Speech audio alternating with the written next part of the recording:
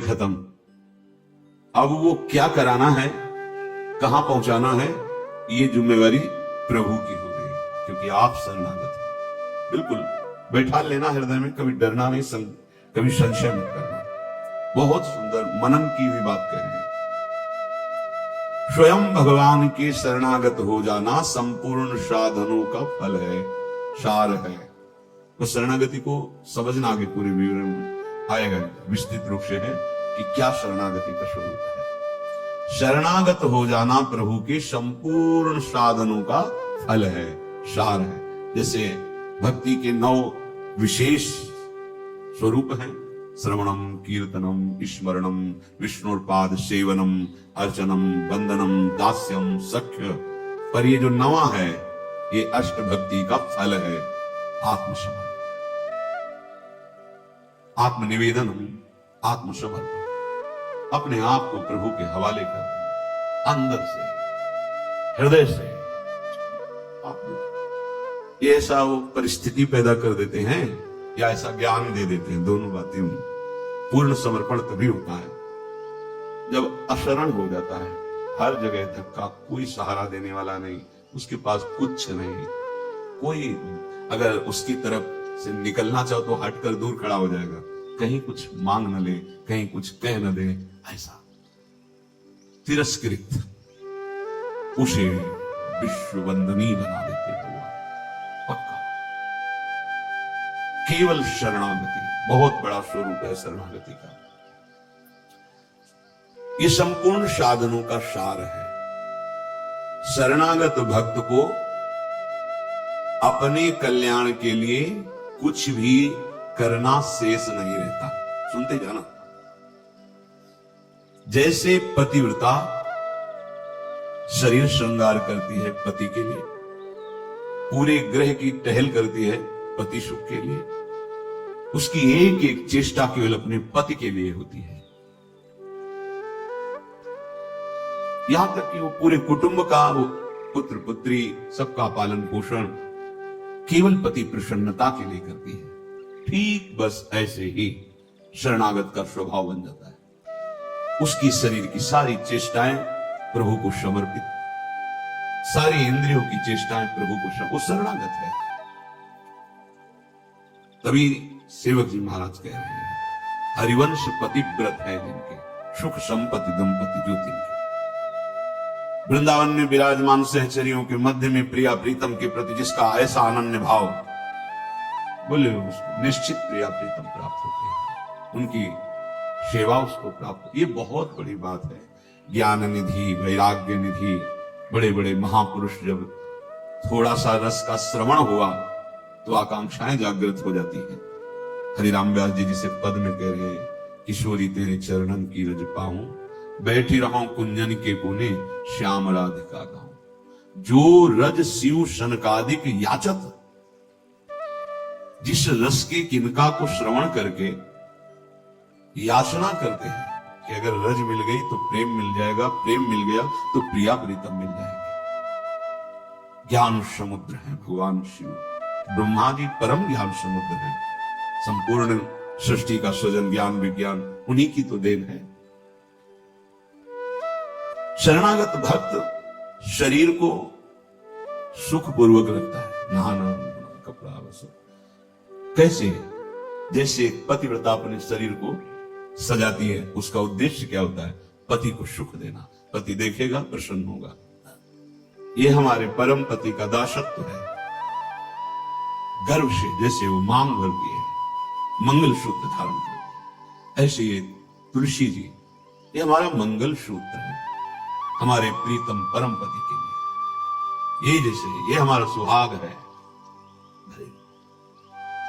किसी के एक प्रीतम होते हैं तो ठसक में घूमती है, हमारे तो दो दो प्रीतम, प्रिया और प्रीतम दोनों, विहरत दो प्रीतम कुंज, ये हमारे दोनों।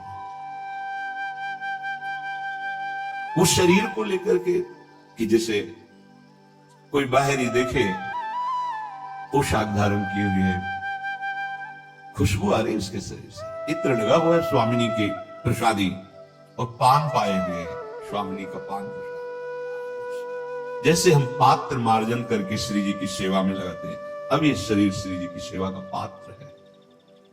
मैं करके भोगों में उतारना निंदनीय है, त्याज्य है, लेकिन श्री जी को समर्पित ये शरीर, चाहे गृहस्थ हो चाहे विरक्त, अब वो उसी तरह से प्यार दुलार लायक है जैसे हम ताम्र पात्र को मार्जन करके पवित्र स्थान में ऊंचे पे रखते हैं। क्यों? क्योंकि श्री जी की सेवा में आएगा, तो ये श्री जी की सेवा पात्र हो गया। शरणागत का चिंतन कैसा होता है? इसीलिए तुम बाहरी त्याग तो देख सकते हो, लेकिन आंतरिक समर्पण नहीं देख सकते हो।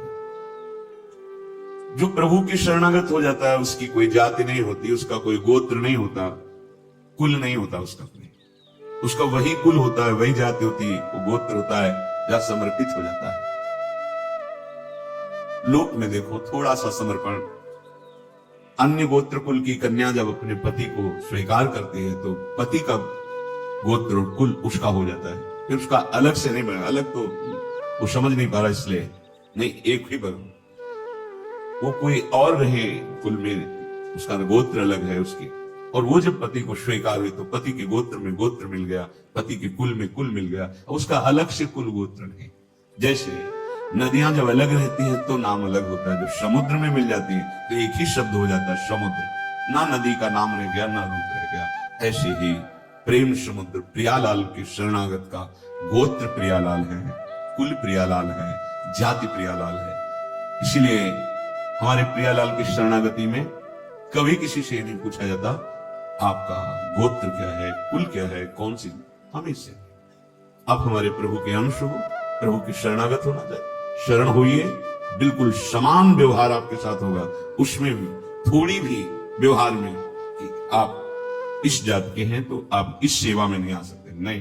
देखो ना, किसी का परिचय नहीं कि आप किस जात के, किसी का परिचय नहीं, 10 वर्ष से आप सेवा में हो, किसी का परिचय नहीं, ये यहां मात्र नहीं, मात्र है आप प्रभु के हो, बस प्रभु के होके अपने जीवन को प्रभु में बना दो। सेवक जी महाराज कहते, श्री हरिवंश सुगोत कुल देव जाति हरिवंश। हरिवंश का तात्पर्य वृंदावन में विराजमान सहचरियों के मध्य में प्रिया प्रीतम, यही हमारे गोत्र हैं, यही हमारे कुल है, यही हमारी जाति है, यही हमारी साधन है, यही हमारी सिद्धि। श्री हरिवंश सुगोत कुल देव जाति हरिवंश, श्री हरिवंश स्वरूप हित रिद्धि सिद्धि हरिवंश, सब कुछ प्रिया प्रीतम। ऐसे ही प्रभु के चरणों में समर्पित जो हो जाता है वो निश्चिंत हो जाता है, निर्भय हो जाता है, निशोक हो जाता है, निशंक हो जाता है। उसके हृदय में किसी भी तरह की कोई चिंता, भय, शोक ये नहीं रह जाता है। पर ये होता वही उसी को है जो संपूर्ण आश्रयों का त्याग करके एकमात्र भरोसा ले लेता है प्रियालाल का, प्रभु का। अब ध्यान से सुनना, जब प्रभु की आप आश्रित हो गए तो तुम्हारे अंदर ये चिंता, ये शोक नहीं होना चाहिए कि अभी मेरे अंदर तो भाव सुधरे नहीं। बहुत सुंदर विषय है, हमें कोई उन्नति तो दिखाई दे नहीं रही है, हमारा शरीर भी, यही समर्पण किसको कहते हैं, शरणागत किसके हुए हो, किस बात के शरणागत हुए हो, ये शरणागत का प्रधान साधन भगवत प्रेमी महात्माओं के संग से ये होती शरणागति। हनुमान जी नाम जपते, भगवत आश्रित, ऐसे नाम जापक भगवत आश्रित विभीषण जी ने जब हनुमान जी को देखा, उसी समय निश्चित हो गया कि प्रभु ने मुझे स्वीकार किया, और उसी समय से नींव पड़ गई कि अब प्रगट में प्रभु की शरणागति हो जाएगी। नहीं तो साधन तो चली रहा था विभीषण जी का, लेकिन शरणागति की बात नहीं थी। परम नाम जापक, परम आश्रित हनुमान जी के दर्शन संभाषण से हृदय प्रफुल्लित हो गया कि प्रभु मुझको भी स्वीकार कर लेंगे। अंततो गत्वा विभीषण की शरणागति पुष्ट हुई, भगवान स्वयं स्वीकार की। शरणागति होती ही संत कृपा से है। अगर महापुरुषों का संग न मिले तो यहां तक पहुंच ही नहीं हो पाएगी, विविध साधनों के जाल में फंसे रहोगे। बहुत ध्यान देने की, हम लोग यही परेशान होते रहते हैं, हमारे भाव नहीं बढ़े, हमारी वृत्तियां नहीं सुधरी। भगवत आश्रित हो, नाम जब चल रहा है, ये पकड़ना तुम्हें, यही शरणागति का स्वरूप है। आश्रित है और नाम जप। अब हमारे भाव बढ़े ना बढ़े, वृत्तियां ठीक हो ना ठीक हो, ये हमारा विषय नहीं है। बहुत महापुरुषों के वचन और ये हृदय की बात कह रहा हूं। जब साधना के समय कहते तो हम यही कहते कि हम तो अब अपने हृदय की बताएं, बस हम इतना ही साधन अब जानते हैं।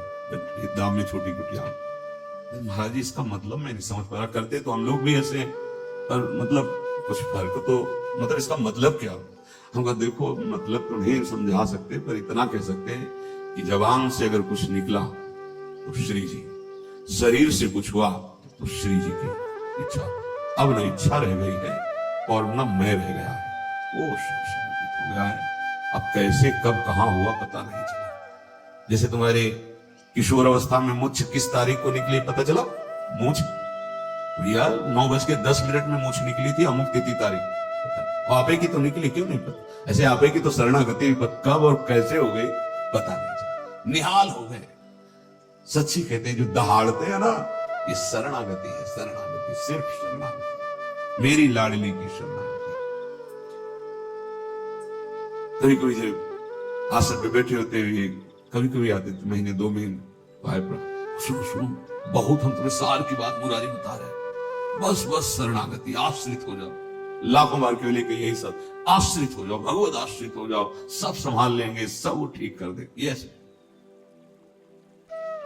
ऐसा संग का रंग चढ़ता है, सब छोड़ के शरणागति। शरणागति अंदर से है, उसके कठोर व्यवहार करके भी देखा